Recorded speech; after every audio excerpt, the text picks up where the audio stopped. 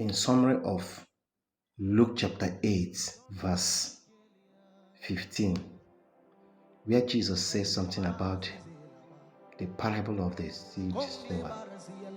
Now, in verse 15, he said that some fell on a good ground.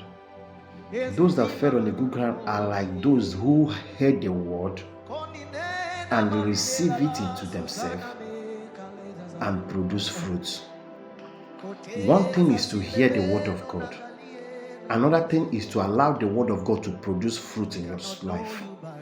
And what are the fruit is going to produce? The fruit of the Spirit.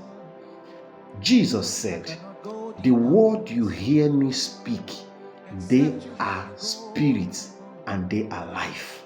So life is under the mercy of the word. It is the word of God that brings life, and it is the life that produces fruit. Where there is no life, there cannot be fruit. Where there is no word of God, there cannot be life. And where there is no life, there cannot be fruit.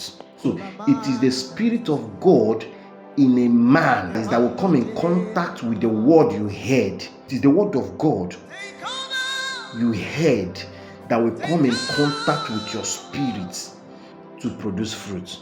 Now, when the word of God reaches you, there are two things expected of it to do. Number one, it will give you life and also give you the fruit of the Spirit. The word of God is paramount.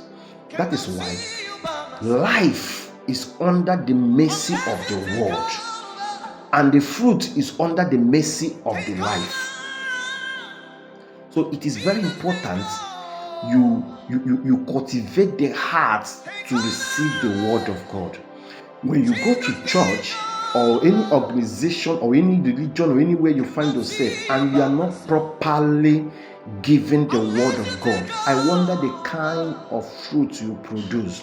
So the fruit is a product of the word of God you receive. And when you receive it, you keep it and it will produce fruit.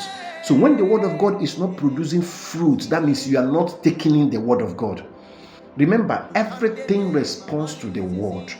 That is why it is very important you develop the heart to receive the word of God. Now, when you don't have the word of God, or when you don't have the zeal to receive the word of God, I want to tell you that you are under major attack.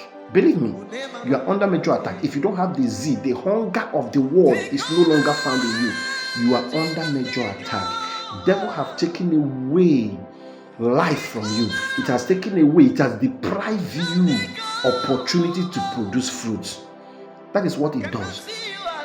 So I want to encourage you today.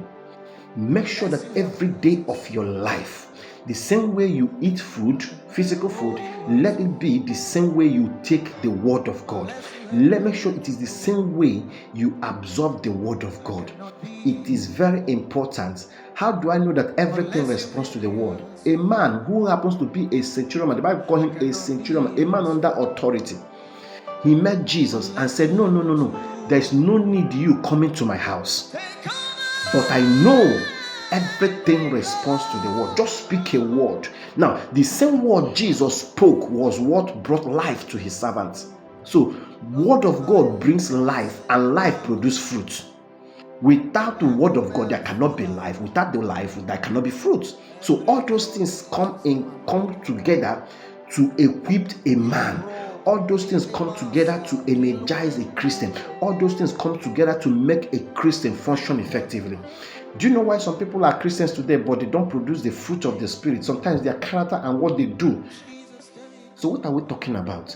The word of God is paramount. If you don't have proper intake of the word of God, you cannot function as a Christian. No matter who anointed you, no matter the level of olive oil poured on your head, no matter the amount of prayer you offer to yourself or you have offered or they prayed on your behalf, if you don't have the word of God in your spirit, nothing works. Everything responds to the word. That is why Jesus said, the word of God has been preached. Some receive it and keep it with a noble heart. And when they keep it with a noble heart, it produces fruit. Remember what I said, that this is the reason the word of God is preached to you. The word of God is not preached to you entice you. The word of God is not preached to you to make you feel all right. The word of God is not preached to you to make you feel. Even you preaching it, it is not an act for you to showcase yourself or to show that you are eloquent or you can do anything, you can preach very well. No. The reason of preaching the word of God is that the life will be revived and also fruit will be produced.